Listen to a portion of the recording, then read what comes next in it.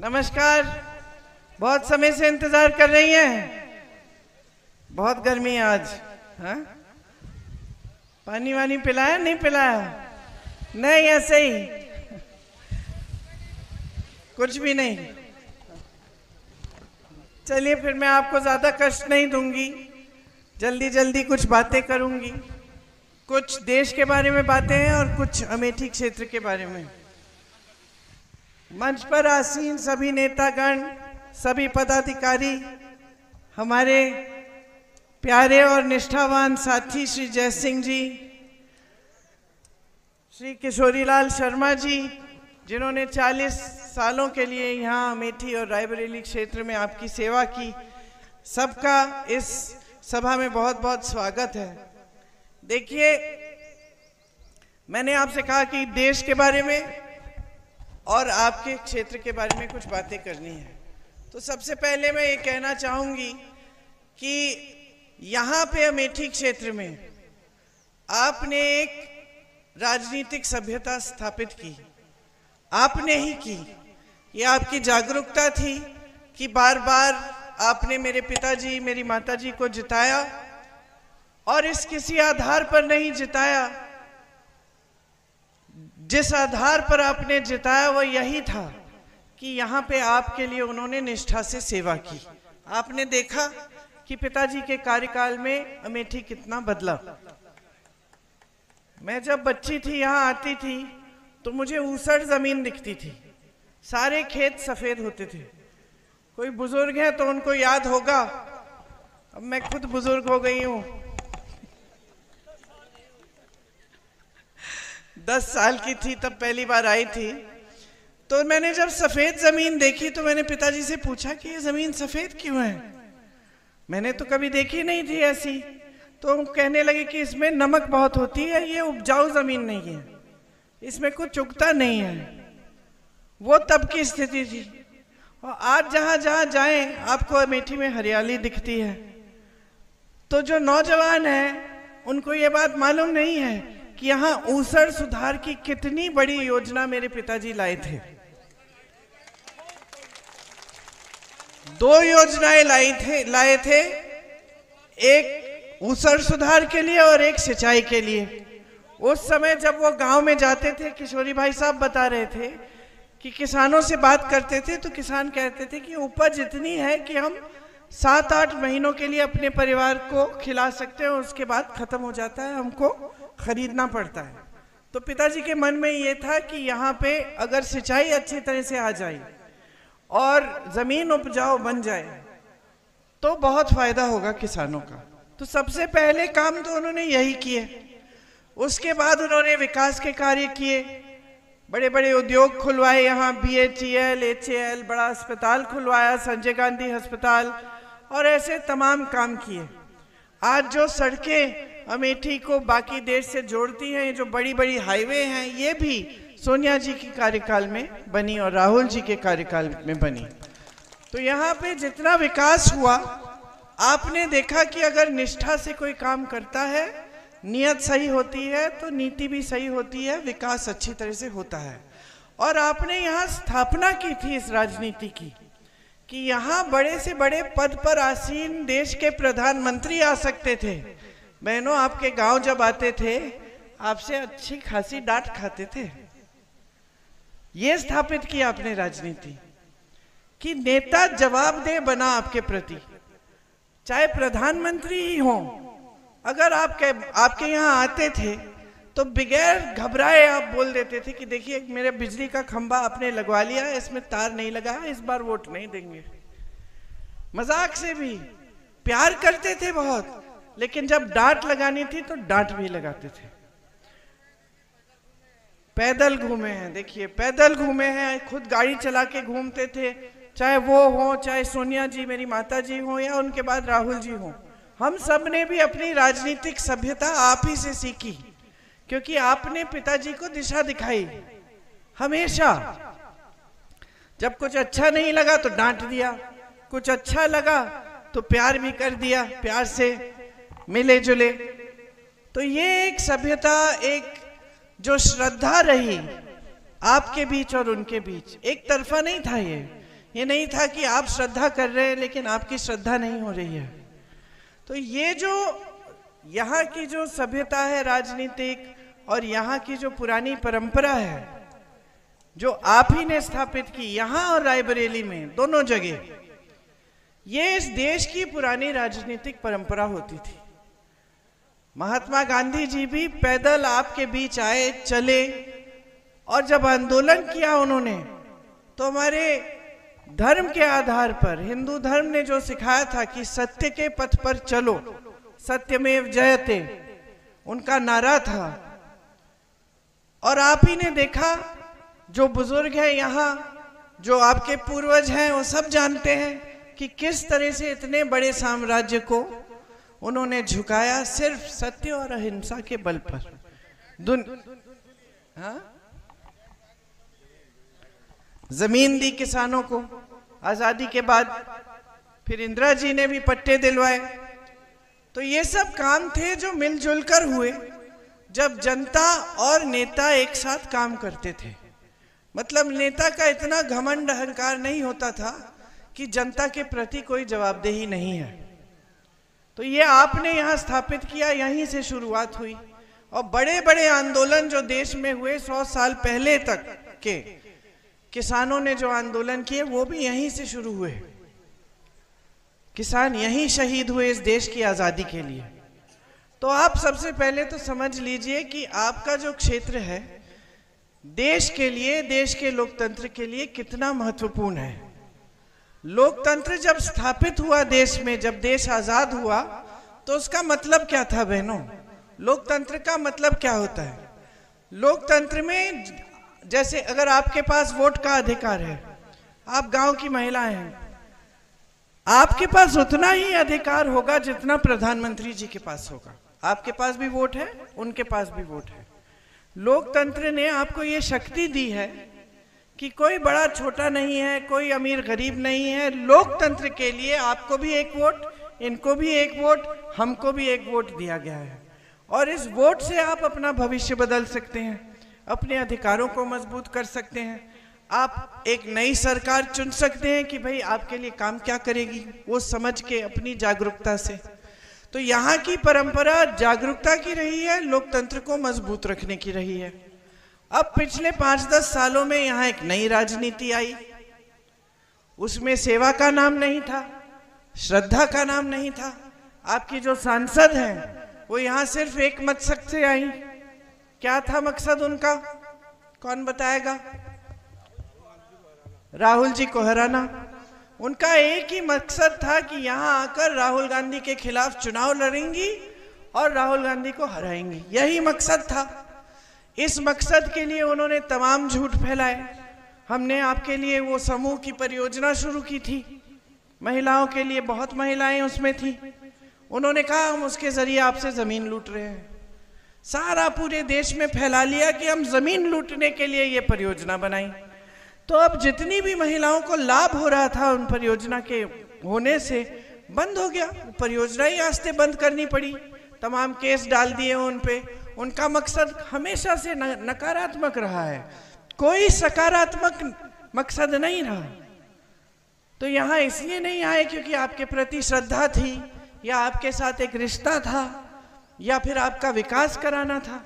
वो तो यहाँ इसलिए ही आई अपने राजनीतिक मकसद को पूरा करने के लिए। बस मकसद पूरा हो गया, पिछले चुनाव में भैया हार गए, तो फिर विकास, काम, इस सब का नामो निशान नहीं।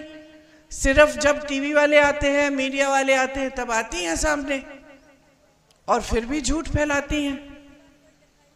उसके बाद कोई दिखाई नहीं देता। तो आपके लिए कोई योजना नहीं लाई है। तो यही होता है जब गलत तरह की राजनीति आती है, जो सच्चाई पे आधारित नहीं होती है। हमने हमेशा ये कोशिश की है कि आपको सच बताएं। अगर आप बोलोगे कि यहाँ हाईवे बना दो और हमें लगता है कि ये नामुमकिन है, नहीं बन सकती, तो हम बता देते कि दीदी यहाँ हाईवे नहीं बनेगा, लेकिन एक सड़क बना देंगे, अच्छी सड़क बना देंगे, हाईवे नहीं बन सकता। यहाँ सच बता देते थे, जो कर सकते हैं, जो नहीं कर सकते। और यहाँ एक और प्रतीक बना कि किस तरह से जब केंद्र में भी सरकार होती है और प्रदेश में भी सरकार होती है तो किस तरह से विकास हो सकता है। उस जमाने में जब पिताजी प्रधानमंत्री थे तब पूरा देश देखता था अमेठी की ओर और देखते थे, कहते थे कि देखो कितना विकास हुआ है वहां। बल्कि तब आलोचना ये होती थी कि राजीव गांधी जी सारा विकास का जितनी भी निधि है अपने ही संसदीय क्षेत्र में डाल रहे हैं, ये आलोचना होती थी। लेकिन ये आलोचना कभी नहीं हुई कि यहाँ विकास नहीं हो रहा है। तो ये सब आपकी परंपरा रही है। आज देश में जो राजनीति है कमाल की राजनीति है। आज का जो भाजपा का जो नेता है, चाहे वो प्रधानमंत्री हो चाहे आपके यहाँ के सांसद हो, ये सब सोचते हैं कि जनता के प्रति कोई जवाबदेही नहीं है, क्योंकि इन्होंने धर्म के आधार पर आकर आपसे वोट ले लेना है। तो मैं किसी के घर गई यूपी में, जब मैं फिरोजाबाद में मैं काम कर रही थी, किसी के घर गई, एक महिला थी घर में, तो मैंने पूछा कि पानी आ रहा है? नहीं। अच्छा, सड़क बन गई तुम्हारी? नहीं बनी। बिजली आती है? नहीं, 2-2 घंटे आती है। रोजगार मिला किसी को? नहीं मिला। बच्चे पाठशाला जाते हैं, हाँ कोई अध्यापक नहीं आता, हम लोग जो पढ़ा सकते हो पढ़ा लेते हैं। फिर मैंने पूछा अच्छा वोट किसको देंगी? तो कहती है उसी विधायक को देंगे जिसको पिछली बार दिया है। और मैंने कहा उससे पहले? कहती उसी को दिया। तो मैंने कहा तो काम क्या किया इसने तुम्हारे लिए? कहती है कुछ नहीं किया दीदी। मैंने कहा फिर क्यों वोट दे रहे हो? हमारी जाति का है और हमने शपथ ली है धर्म के नाम पर, भगवान के नाम पर हम भाजपा को ही वोट देंगे। हंस रही हो? अच्छा है हंस रही हो। नौजवानों समझ जाओ ये चीजें, मतलब अंधे होकर आप वोट दे रहे हैं। तो मैंने समझाया कि आप तो वोट दे रहे हैं इनको भगवान के नाम से, धर्म के नाम से, लेकिन इनकी जवाबदेही कहाँ है? कुछ काम नहीं कर रहे हैं। ये सोच रहे हैं कि 5 साल बाद आएंगे फिर से वही बातें, आपके घर आके दुरदुरिया कर लेंगे, आपको बोलेंगे भगवान के नाम वचन दो कि आप हमें वोट देंगे, आप वोट दे देंगी। काम करने की जरूरत ही नहीं है। तो आपने जब इस राजनीति को उभरने दिया तो जनता के प्रति जवाबदेही खत्म कर दी है। लगभग 10 सालों में प्रधानमंत्री जी तक के व्यक्ति जो इस देश का सबसे बड़ा पद संभाले हैं, वो भी इतना आदर नहीं करते हैं इस देश की जनता का कि अगर चुनाव में आए हैं प्रचार करने के लिए, वोट मांगने के लिए, तो कम से कम जनता को इतना बता दें कि 10 सालों में किया क्या है आपके लिए। इतना भी आदर नहीं है। आपसे फिजूल की बातें कर रहे हैं। आजकल मैं देखती हूं, मुझे यकीन नहीं होता कि ये देश के प्रधानमंत्री हैं। कभी कह रहे हैं कि सावधान रहो, अब और हंसोगी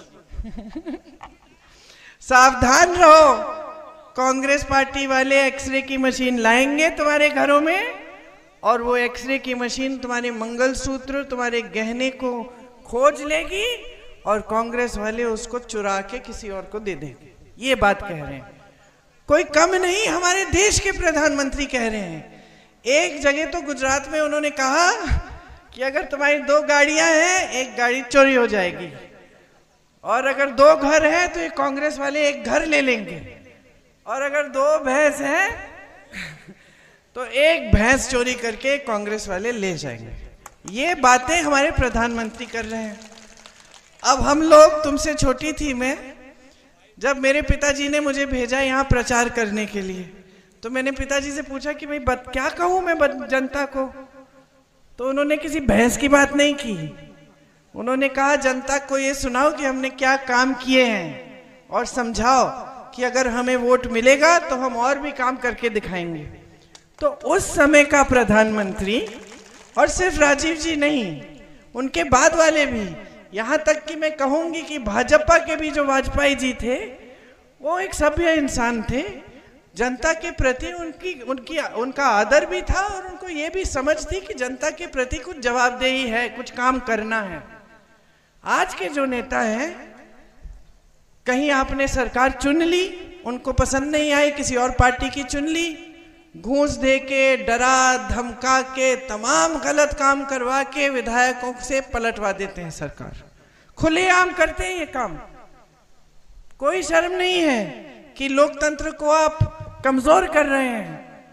सब जगह मीडिया भी बताती है कि इस विधायक को 100 करोड़ मिले, उस विधायक को 50 करोड़ मिले और दल बदल दी, और कोई कुछ कह नहीं रहा है।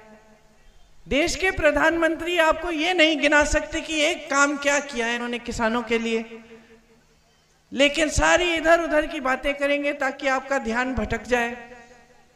कहते हैं कि मोदी जी अकेले हैं, भ्रष्टाचार के खिलाफ अकेले काम कर रहे हैं, इसीलिए सारे उनके पीछे पड़े हुए हैं। और सबसे बड़ी भ्रष्टाचार की स्कीम तो उन्होंने ही निकाली है। पहले नेता भ्रष्टाचार अगर करता भी तो छुप छुप के करता, इन्होंने तो स्कीम बना दी सरकारी इलेक्टोरल बॉन्ड कि जो जो चंदा देगा उसका नाम गुप्त होना चाहिए। तो जितने भी गलत काम हैं जो नहीं होने चाहिए वो तो हो रहे हैं। देश की सारी संपत्ति बड़े बड़े खरबपतियों को दी जा रही है। अब मुझे बताओ बहने, आप दुकान जाती हो, मन में होता है कि 5 चीजें खरीदूंगी, कितनी खरीद के लाती हो? 2, कम से कम 3 चीज तो आप छोड़ देती हो, सोचती हो कि चलो इतनी जरूरी नहीं है, बाद में ले लेंगे, है ना? क्यों? क्योंकि पैसे पूरे नहीं हो रहे हैं। आप भी मजदूरी करती हो, खेती में किसान मजदूरी करता है, सुबह से शाम तक काम करता है। आज तो पिछले 6 सालों से ये भी समस्या है कि रात को जाके पहरेदारी करो अपने खेतों की। ये काफी नहीं था, ये काफी नहीं था कि आपका पसीना बहा रहे हैं ये लोग पूरे दिन। ये काफी नहीं था कि आपको धूप में काम करना पड़ रहा है। आपके हर खेती के सामान पे जीएसटी डाल दिया, हर सामान को महंगा कर दिया, पेट्रोल डीजल महंगा, सब कुछ महंगा। खेती से आप पहले से कमा नहीं रहे हो, ऊपर से आवारा पशु की समस्या, जिसको रोकने के लिए कुछ नहीं किया इन्होंने। 7 साल बीत गए हैं, रोज रात को अब अपने आदत भी बना दी है। आपको तो वो दिन याद भी नहीं होंगे जब आप घर आके आराम करते थे शाम को। और मेरी बहनें मजदूरी करती हैं, काम करती हैं, खेती में हाथ बटाती हैं, तो भी घर पे आके काम करती हैं, खाना बनाती हैं, बच्चों का देखभाल करती हैं, सफाई करती हैं। कोई आराम नहीं है, कोई राहत नहीं है, संघर्ष ही संघर्ष है कि नहीं? तो सरकार का क्या काम क्या होता है? आपका संघर्ष बढ़ाना कि उसको घटाना? घटाना। इसीलिए आप सरकार चुनते हैं। तो सारे काम तो किसी से नहीं होते। राजीव जी ने भी 100 काम किए होंगे, लेकिन पूरा तो नहीं हुआ। अभी भी सड़कें हैं जो बनी नहीं है, अभी भी बिजली के खंभे लगने हैं। तो विकास का काम ये नहीं है कि सारा इकट्ठे हो सकता है, लेकिन जितना कर सकते हैं उतना तो करें। इन्होंने सारी संपत्ति बड़े बड़े खरबपतियों को दे दी, ठीक है। महंगाई बहुत ज्यादा कर दी। कोयला, बिजली, बंदरगाह, हवाई अड्डे, सब बड़े बड़े खरबपतियों के। उन 3 गुना में, अच्छा देखिए, रेल का टिकट 3 गुना महंगा है। हाँ हाँ हाँ, अच्छा।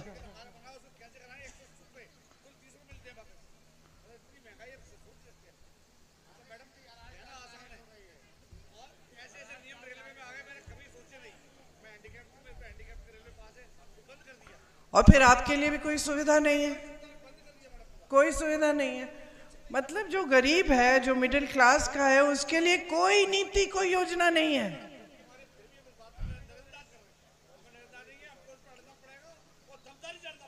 आपको क्या करना पड़ेगा? एक बहुत सीधी सी बात है। आपको हर चुनाव में ना जनता को आवाज उठानी चाहिए कि ये चुनाव मेरे मुद्दों पे लड़ो, बस इतना ही है। सीधी सी बात है। मुझे नहीं सुनना भैंसों के बारे में, मंगलसूत्रों के बारे में, मुझे नहीं सुनना। चुनाव के समय मुझे इन चीजों से मत बहकाओ। मंदिर मस्जिद की बातें चुनाव के समय मत करो। चुनाव के समय ये बात करो कि मेरी सड़क कौन बना रहा है, मेरे बेटे को रोजगार कौन दे रहा है, मेरी बेटी को सक्षम कौन बना रहा है, मैं अपने पेट को कैसे भरूंगी। ये काम करने हैं, ये बात करो चुनाव के समय।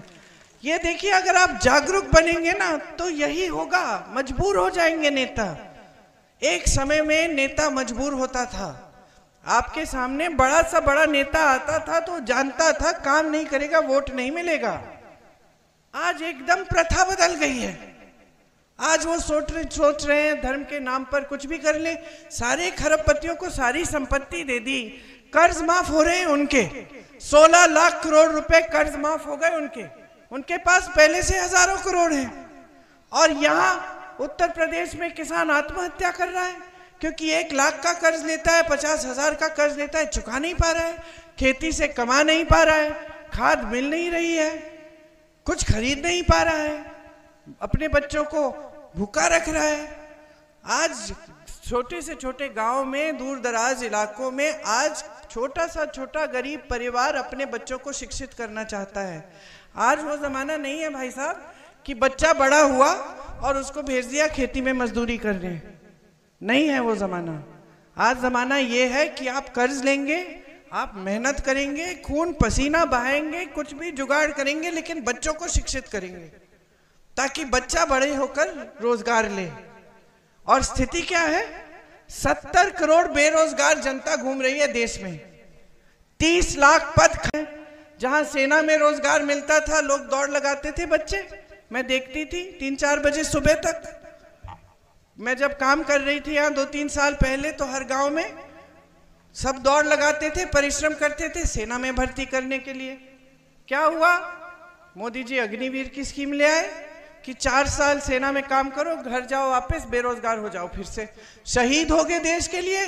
तो शहीद का दर्जा ही नहीं मिलेगा, पेंशन ही नहीं मिलेगा शहीद का। पुरानी पेंशन मिलती थी अधिकारियों को, आज पूछिए वो भी सुरक्षा नहीं है। जीवन भर काम करेंगे, पुराना पेंशन नहीं मिलेगा, कोई नया पेंशन बना दिया है।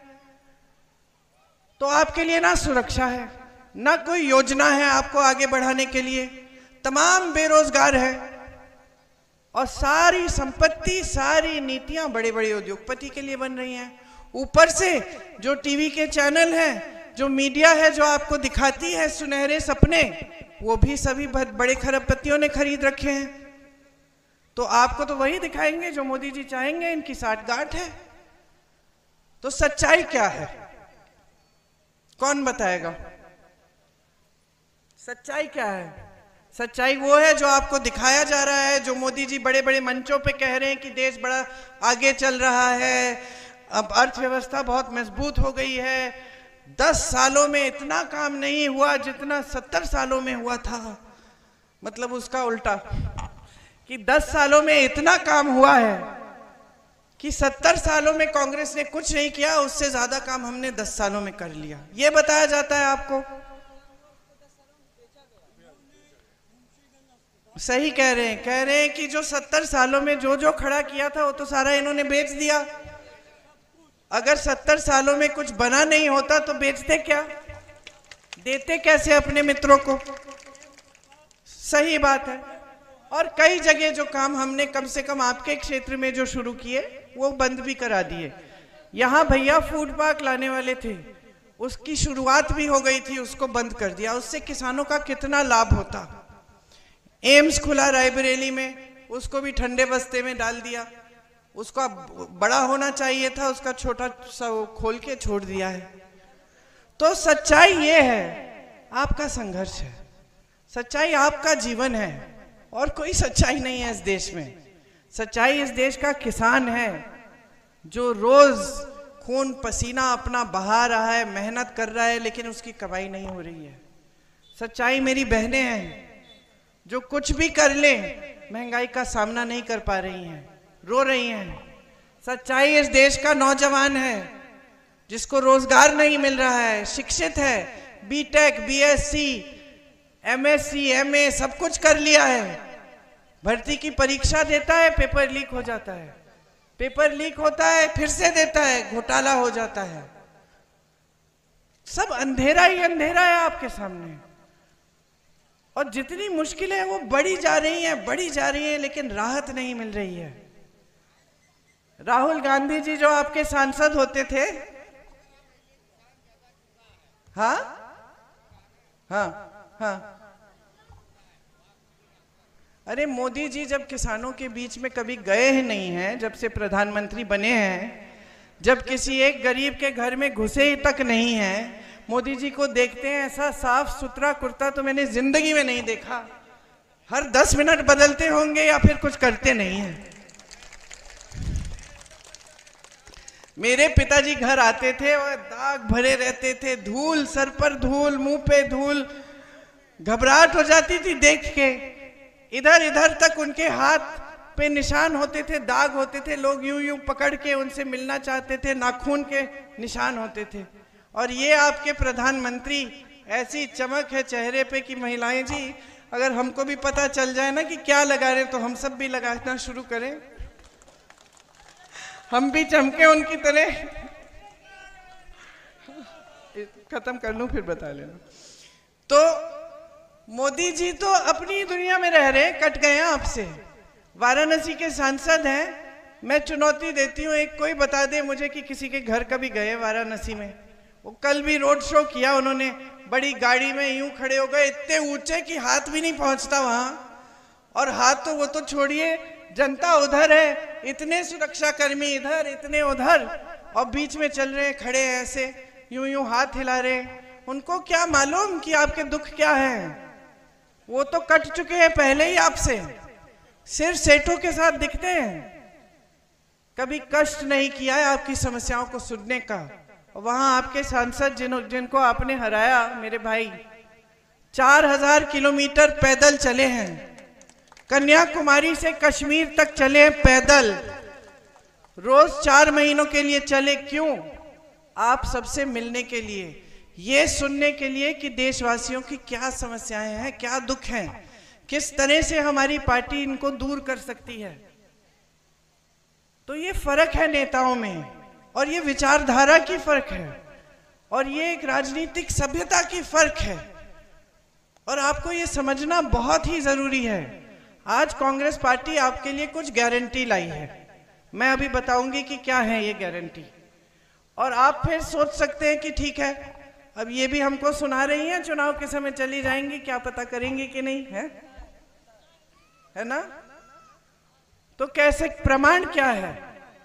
हमारी प्रदेश सरकारों ने ये काम किए हैं। जैसे हम कह रहे हैं हमारी केंद्र में इस चुनाव में सरकार आएगी तो हम 25 लाख का स्वास्थ्य बीमा सब गरीब परिवारों को देंगे। ये काम हमने राजस्थान में किया, राजस्थान में ये लागू हुई ये स्कीम।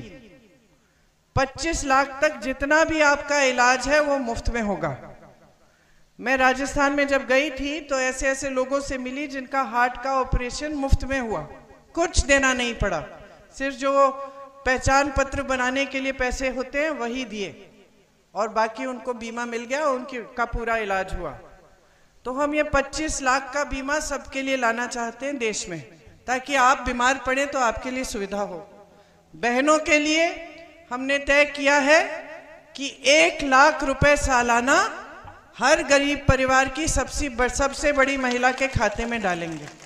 हर महीने 8,500 रुपए आपके खाते में आएंगे, क्योंकि हम ये पहचान रहे हैं कि आप पर बोझ कितना है। आज तक आप खेती में काम करती हो, मगर मजदूरी कर ली तो आपको दिहाड़ी मिल जाएगी। घर की मजदूरी के लिए क्या मिलता है?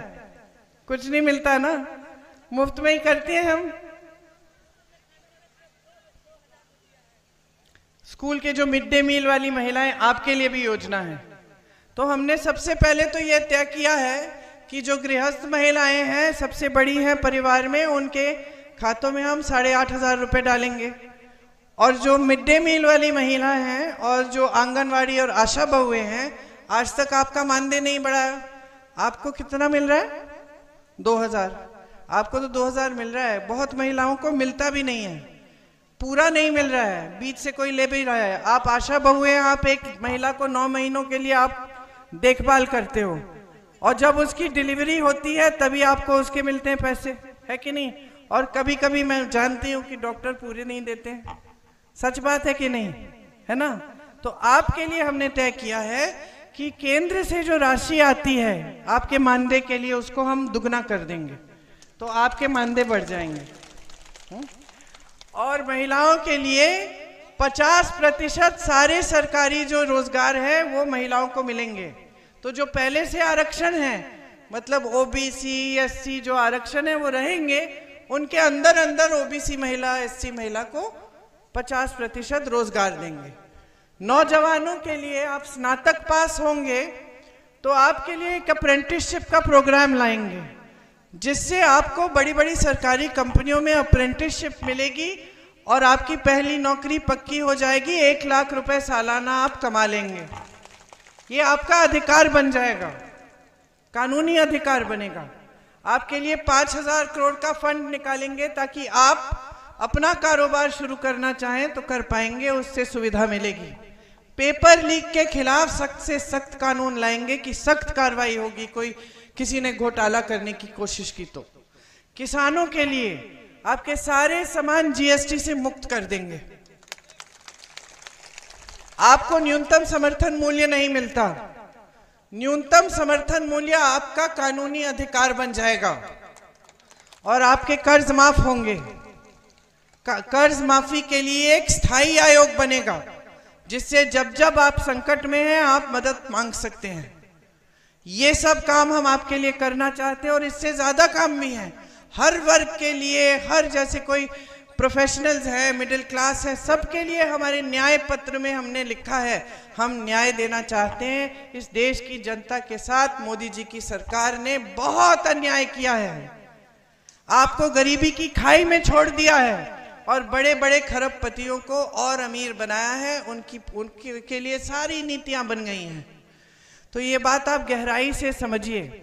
आवारा पशु की बात की मैंने, आपको मालूम है छत्तीसगढ़ में हमारी सरकार थी, इसी तरह से आवारा पशु ने आतंक फैला रखा था। तो छत्तीसगढ़ के मुख्यमंत्री जी ने तय किया कि हमें इस समस्या को सुलझाना है, तो उन्होंने गौशालाओं को बहुत मजबूत कर दिया। तो गौशालाओं में सारी सुविधाएं दे दी। यहाँ की गौशाला देखिए आपने, ये धर्म की बात करते हैं, गौ माता की बात करते हैं और गौशाला में छप्पर तक नहीं लगाते। पानी नहीं है, चारा नहीं है, गैया ऐसे ही लेटी हुई है धूप में, मर जा रही है। मैंने देखे वो वीडियो, 2 साल पहले निकले थे सारे। 50 गाय ऐसे ही सूख के मर रही थी, कोई कुत्ते खा रहे थे उनके घाव, बुलडोजर से उनको दफनाया जा रहा था। वहां छत्तीसगढ़ में हमने अच्छी अच्छी गौशालाएं बनाई, उसमें महिलाओं को रोजगार दिया ताकि जो दूध मिल रहा था वो गांव तक पहुंच पाए। उसमें से खोया, बर्फी, दही कैसे बनाना है, उसकी पैकेजिंग के लिए कि अच्छी तरह से पैकेजिंग हो तो अच्छी तरह से बेच पाएंगे। ऐसी महिलाओं से मिली जिनका 60-70 हजार रुपए की कमाई हो गई थी गौशाला से। और एक और बात की हमारी सरकार ने, सुन लो कितनी अच्छी बात है, कि उन्होंने कहा कि हम गोबर खरीदेंगे। तो गोबर खरीदने से क्या हुआ कि जनता ने कहा अच्छा गोबर खरीद रही है सरकार तो चलो हम पशु रख लेते हैं घर पे, हमारी आमदनी हो जाएगी। गोबर खरीद के सरकार ने गोबर गैस बना के आपके घरों में भेजा, तो सब खुश, आवारा पशु भी खुश, उसको खाने को मिल रहा था, उसकी देखभाल हो रही थी। आप खुश हो गए क्योंकि आपके गांव तक दूध भी पहुंच रहा है, गैस भी पहुंच रही है, रोजगार भी मिल रहा है बहनों को। आज कर्नाटका में कांग्रेस की सरकार है, वहां सारी बहनें फ्री में बस में यात्रा करती हैं, ऐसे घूम रही हैं कि पहले कभी नहीं घूमी। तीर्थ यात्रा कर रही हैं, अपने मायके जा रही हैं, रिश्तेदारों से मिलने जा रही हैं, हमने फ्री कर दिया सारा। आज कर्नाटका तेलंगाना में जिस तरह से हम स्कीम पूरे देश में लाना चाहते हैं कि आपके खातों में 8,500 रुपए डालेंगे, वहां अभी पहले से ही 2,000 रुपए जा रहे हैं हर बड़ी महिला के घर। तो प्रमाण है कि हमने काम करके दिखाया है। आप यहां तो जानते ही हैं। तो सिर्फ आपसे एक आग्रह है, पिताजी की कर्म भूमि है, उनके प्रति दिल में मेरे बहुत श्रद्धा है, आपके प्रति श्रद्धा है, क्योंकि आप वही जनता है जिन्होंने हमारी पूरे परिवार को आगे बढ़ाया, हमें सब कुछ दिया। तो एक ही आग्रह है कि जब आप अपना वोट डालोगे ना तो जागरूकता और विवेक से डालो, समझ लो कि इसका क्या मतलब है। अगले 5 सालों में आपके भविष्य में क्या होने जा रहा है, इसको हल्के में मत लो, आप किसी के कहने पे मत डालो। आपको हम बता रहे हैं कि कांग्रेस पार्टी ने ये सब काम किए हैं, किसी से पता कर लो, कोई जान पहचान है, यहाँ से पलायन करके तमाम लोग गए हैं, पूछो कि ये सच है, प्रमाण लो और फिर अपना वोट डालो। अपना वोट अपने भविष्य को मजबूत करने का होता है, अपने लोकतंत्र, अपने संविधान को मजबूत करने का होता है। इससे आप ही का भविष्य बनेगा। नेताओं को कोई परवाह नहीं है, ज्यादातर नेता बना देते हो तो भूल जाता है। तो जवाबदेही तो आपको लानी है, समझ लीजिए आप इस बात को। अब यहाँ किशोरीलाल शर्मा जी आपके प्रत्याशी हैं, आइए आगे। इनको 40 सालों से इन्होंने सेवा ही की है अमेठी की। गांव गांव को जानते हैं, आप किसी भी सड़क पे ले जाओ बता देंगे कि कब बनी, किसने बनाई, कहाँ पे टूटी थी, किधर मरम्मत हुई और कहाँ पे अभी फिर भी ठीक करनी है। किसी की भी समस्या हो हम इनको पकड़ाते थे, आप दरख्वास्त देते थे, हम दरख्वास्त इनको देते थे, बोलते थे जाइए जांच करिए और यहाँ पे समस्या हल करिए। तो समस्या हल कैसे करनी है वो भी जानते हैं, आपके बीच घुल मिलते हैं, आपको अच्छी तरह से पहचानते हैं, तो आपकी समस्याओं को भी समझते हैं। और फिर इन्होंने हमारे जैसे राजनीति के बारे में हमारे पिताजी से सीखा। एक सभ्यता रही है हम सबकी कि हम आपकी श्रद्धा करते हैं और इनकी भी है। तो इनको भारी से भारी बहुमत से जिताइए। यहाँ से एक बार फिर वही पुरानी राजनीति जो सच्चाई की राजनीति थी, सेवा की राजनीति थी, वही वापस लाइए और अपनी खुद की तरक्की करिए। यही कहना चाह रही थी। आप कुछ कहना चाह रही हो ना?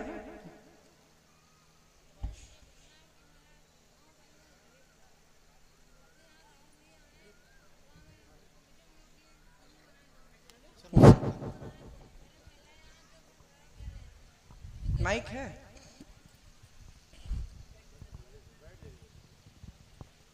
महिला गरीब थी तो वो लोग बहुत परेशान थे, साहूकार 10-10 हज़ार पैसा लेते थे। वो दिन में फारिश पड़ी है, पहले ठीक थी मैं, फिर महिलाओं ने समूह बना लिया।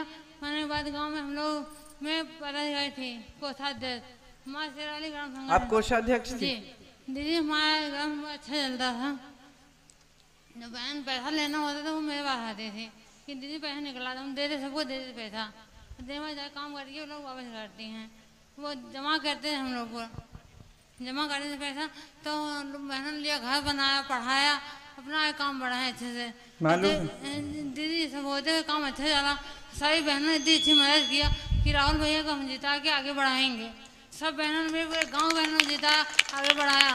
और वहाँ कोई नहीं वो था। परियोजना का कार्यक्रम जो था ना, वो आपको मालूम है कैसे शुरू हुआ? जी जी मालूम है पूरा। मैं हैदराबाद गई हूँ। अच्छा जी मैं गई हूँ, मैंने पूरे प्रदेश में काम यहाँ किया है। हाँ। जौनपुर बहुत दूर गई मैं। तो उस समय सुविधा होती थी। हाँ मैं लेकिन क्योंकि इन्होंने इतना बड़ा आक्रमण किया इस पे। हाँ दीदी। और इन्होंने कहा कि हम जमीन चुरा रहे थे और पता नहीं क्या क्या मेरे ग्राम संगठन पैसा बंद कर दिया। तो इसको बंद करना पड़ा। बंद कर दिया, पैसा भी नहीं मिला। वो मैंने जानती थी। कोशिश करते हैं, देखते हैं, कोशिश करते हैं ऐसा कुछ दोबारा शुरू करने का। ऐसा अच्छा है, आगे बढ़े, छुट्टी पा गई। ठीक है बहन, पूरी कोशिश करेंगे। ठीक है, धन्यवाद, धन्यवाद, जय हिंद।